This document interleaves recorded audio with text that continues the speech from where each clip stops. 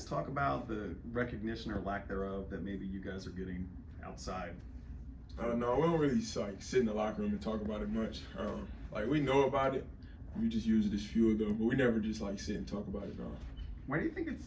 Do you have any guys have any theories on why it hasn't? You guys win games and doesn't seem to matter in terms of the perception. No, we don't really think about it. We just go out there and just keep playing our game and being good with the result. The results you've had lately, I mean, you've blown out 2 opponents here, you've won on the road, you've won some really important games throughout the season, but when you're in the ACC, you got to go play against Virginia Tech on the road, and these huge games coming up down the stretch. Just how motivated is this team going into these final few weeks of the season and playing against these tough teams that are coming up on the schedule? I feel like we're just going into every game the same way we've been going to all of them, even at the start of the season with a chip on our shoulder.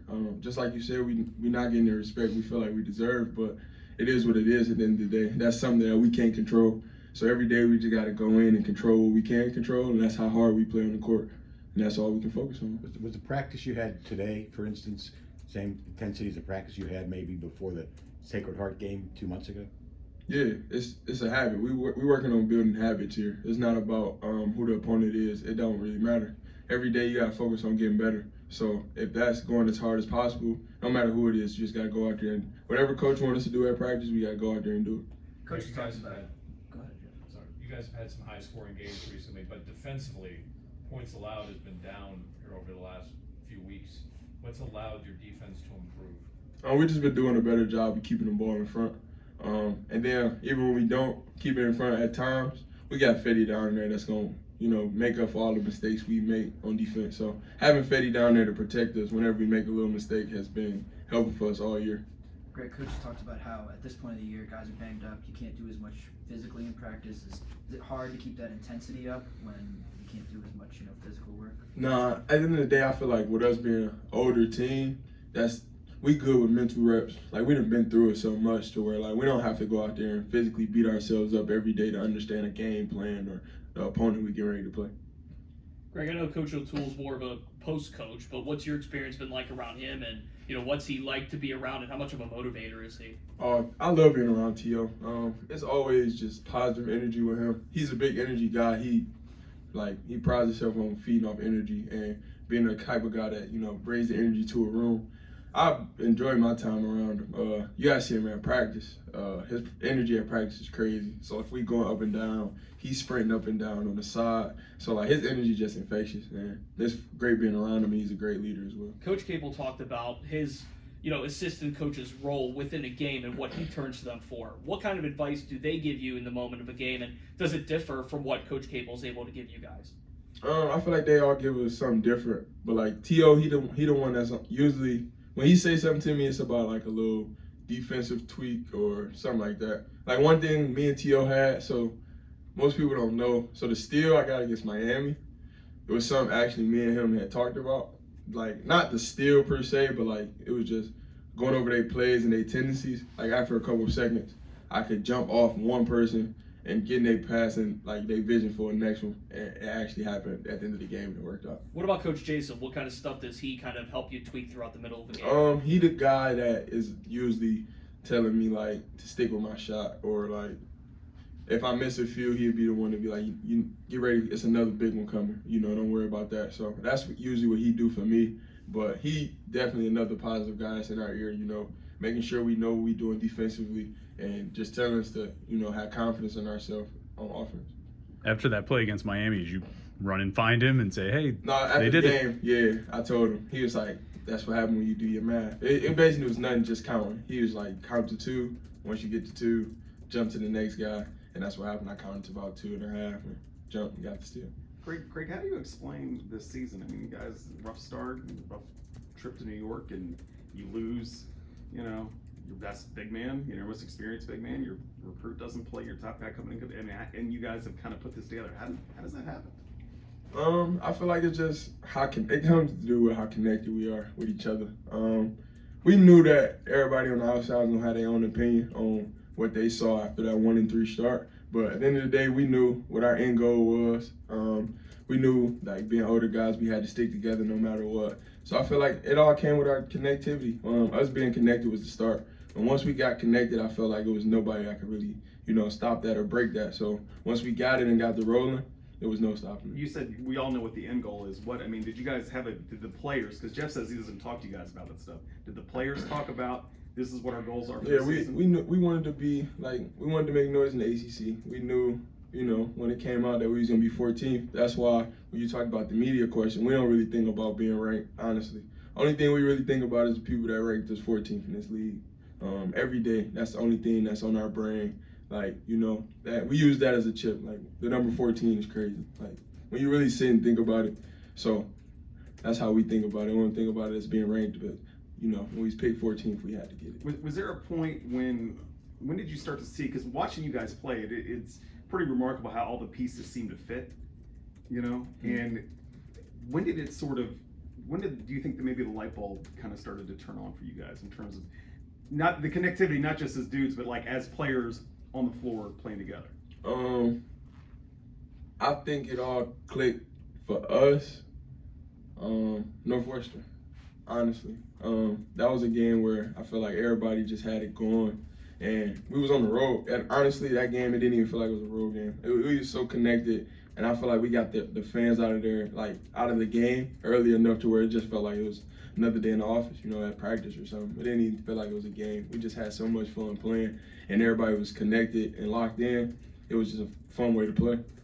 And I think after that, we just felt like if we can continue to do that, it's going to be hard for teams to beat us. Greg, obviously a point guard's going to touch the ball a lot, which is going to allow him to do a lot of things. But why is it JB is so impactful in so many different areas on the basketball court? It's because, like you said, he doesn't just need to have the basketball. He affects us so many ways.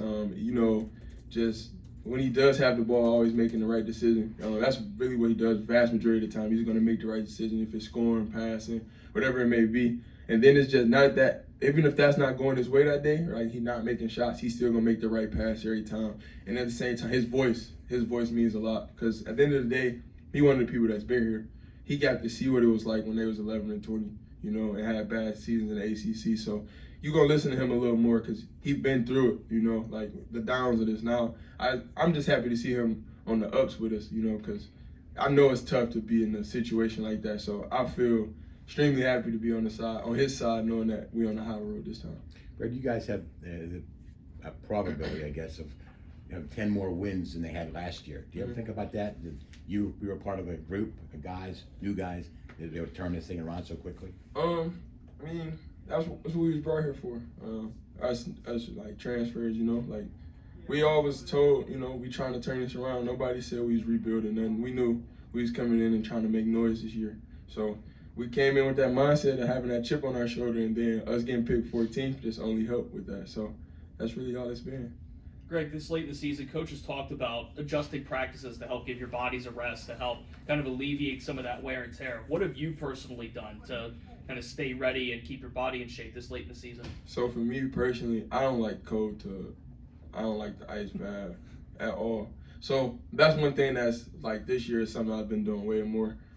Like my minutes are way up than any time in my career. So after every game, I got to get in the ice tub for about 8 minutes. And then the day after we had treatment, I usually have to get in again. So I would say that's one thing that's been new for me. So like I feel like a lot of our guys have been doing recovery. Hey, we hear that Coach O'Toole likes to hit some of your bigger guys with that shield. Yeah. Ever hit you with it? Nah, I don't even go down there. But I have heard it though. He swings the pad wildly for sure. Greg, Coach was talking about to us a couple minutes ago about how guys will independently watch film or watch games, just end up watching games, and then he will pick y'all's brain about, well, what do you think about Team X or whatever? Are you part of that group? I mean, yeah. Are you guys just watching as fans, or is it like a dedicated, hey, so and so is playing, some team we're playing in 2 weeks is on at 9. If you're not doing anything, let's meet up and watch. I feel like it's not like we coordinated. Right. It's just one of them things that be like we pretty much know the schedule. Like, ACC, we're gonna play it once early in the week and then on the weekend. So if early in the week and it's like, oh man, we do get ready to play them. We just like watching basketball at the end of the day. I just like to watch basketball and learn something from another team, or figure out their tendencies or something like that. But it's even better when you get ready to play this team. So find out little things that the other team doing to get free baskets or quick points or something like that. So I feel like it's just a thing we do. It's never been something we coordinate. It just always happen on the fly. And So so it's just generic then. It just Yeah, it's not even like we just be like, yo, we gotta make sure we watch them play whoever. Because at the end of the day, they could be playing a team that plays nothing like us, So it's just something that really just happened. So what did you watch last night? Virginia Tech, because Yeah, you're playing them, we or did you watched watch Virginia? We watched Virginia. I watched a little bit of both. But I watched a little bit of both. It was like watch Virginia and Louisville. Cause I just like watching, Virginia play. They right below us in the standings. You were neck and neck for real. And, Louisville in our league, they've been, they play hard. That's one thing you can't say about Louisville. They're gonna play hard. They're gonna put up a fight no matter who they play. And then we definitely was watching the Virginia Tech, Georgia Tech game because we definitely knew we was playing Virginia Tech. So I definitely tuned in to both, but I was more in tune on the Virginia Tech game until the end because I thought Virginia had a chance to. Louisville had a chance to get that game at the end, so I watched it to that. You guys watch those games together? Or is it Yesterday we was together. We was at Coach Pursuti house, a good portion of us. I don't want to miss nobody, because Nelly was there, JB was there, Blake was there, I was there. Both twins was there, no Fede. Will was there, don't want to miss Will. And then Robert Bloss was there, that's our GA, he was there. Who's the most, when you guys are doing this together, just instead of in that sort of setting, who's the loudest? Who's the Dick Vitale? Is there a Dick Vitale? Is there a guy that insists they're right? Sure. No, that their analysis is no, I don't accurate? think we got one of them, but the loudest person there during it was Blake though, 100%. You do realize Pledge just pointed at you. You pick me, please? Oh, nobody's real loud. That means that you're the loud one. I don't think I was. I'm going Blake. I probably was second. And then see, we had treats and stuff. Coach Jake, youngest son Grant, was running around the house for real. He was the one. If we're gonna really put it there, he was the one. He had the ball. What were the treats? We just had brownies, We had pizza, but the brownies is what set Grant off. You